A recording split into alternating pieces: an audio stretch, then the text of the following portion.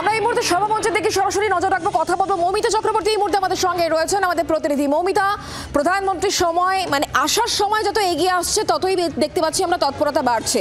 একদিকে প্রশাসনিক সভা, অন্যদিকে রাজনৈতিক সভা।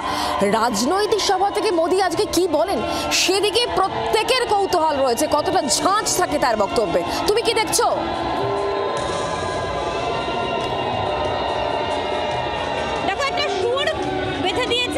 বিজেপির তরফ থেকে প্রত্যেকে মহিলারা যারা আসছে শুনতে পাচ্ছ উলুধ্বনি বাজছে এবং মহিলাদের প্রত্যেকে লাল পাড় সাদা শাড়ি পরে তারা এসছেন। বাঙালির যে চেনা সাজ, বাঙালিয়ানার যে চেনা ছন্দ, সেই ছন্দ কোথাও একটা তুলে ধরতে চাইছে গেরুয়া শিবির। মহিলা কার্যকর্তাদের প্রত্যেকের যদি সাজ দেখো, একটা নির্দিষ্ট টোনে কিন্তু রয়েছেন প্রত্যেকে। আমরা যেরকমটা উৎসবের সময় বা বাঙালির যে কোনো অনুষ্ঠানে আমরা দেখি লাল পাড় সাদা শাড়ি, চিরন্তন সেই সাজ, উলুধ্বনি বাজছে। নির্দিষ্ট করে এই সাজ কারণ আমি হিন্দু, সিঁদুর পরে রয়েছে এই শাখাপালা হাতে। আমরা হিন্দু, এই জন্য সাজ। তার মধ্যে মোদিজি আসছে আমাদের হিন্দুদের জন্য, মোদিজি লড়ছে, এই জন্য আমরা এত সুন্দরভাবে সেজে গুজে এসেছি হিন্দুত্বের জন্য। এরকম ভাবে নির্দিষ্ট করে সাজগোজ করে একটু যদি এগিয়ে আসেন, কারণ কি দলের তরফ থেকে বলে দেওয়া হয়েছিল নাকি নিজেরাই সবাই মিলে? নিজেরাই করেছি, দলের থেকে করেনি, আমরা নিজেরাই করেছি। আমরা বাঙালি ধর্ম কাজ করছি। জয় মা কালী স্লোগান দিচ্ছিলেন দেখছিলাম, জয় মা দুর্গা বলছেন দেখছিলাম, উলু দিচ্ছিলেন আপনারা।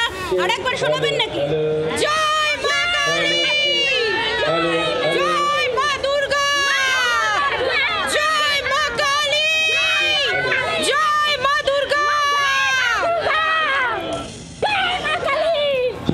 দেখতে পাচ্ছ যে এই মুহূর্তে যে ইস্যুগুলো নিয়ে সব থেকে বেশি সরগরম হচ্ছে গেরুয়া শিবির, যেখানে এসআইআর নিয়ে একটা টানাপোড়েন চলছে, রাজনৈতিক দোটানায় রয়েছে। একদিকে শাসক দল, তাদের যুক্তি পাল্টা গেরুয়া শিবিরের যুক্তি, অন্যদিকে অনুপ্রবেশ নিয়ে প্রধানমন্ত্রী নরেন্দ্র মোদী আজকে কোনো বার্তা দেন কিনা, সব মিলিয়ে দুর্গাপুরের যদি সভা মঞ্চের যদি ছবি দেখানো যায়, তবে যে ছবির দেখতে পাওয়া যাচ্ছে, যেমনটা দেখতে পাওয়া গেছিল, লক্ষ্য বিজয় সংকল্প পরিবর্তনের, লক্ষ্য বিজয় সংকল্প পরিবর্তনের একই রকম ভাবে লেখা রয়েছে।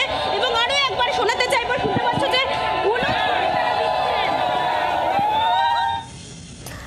আমরা সেই ছবি দেখাচ্ছি। মৌমিতা, ধন্যবাদ আমাদের সঙ্গে সরাসরি থাকার জন্য। সাজে পোশাকে এবং যে বার্তা প্রধানমন্ত্রীর তরফ থেকে আজকে এই বঙ্গে পা রাখার আগেই যে বার্তা দেওয়া হয়েছিল, সেই বার্তা থেকে পরিষ্কার 2026 বিধানসভা নির্বাচন যখন আসন্ন, তখন ছত্রে ছত্রে নরেন্দ্র মোদী বুঝিয়ে দেওয়ার চেষ্টা করছেন।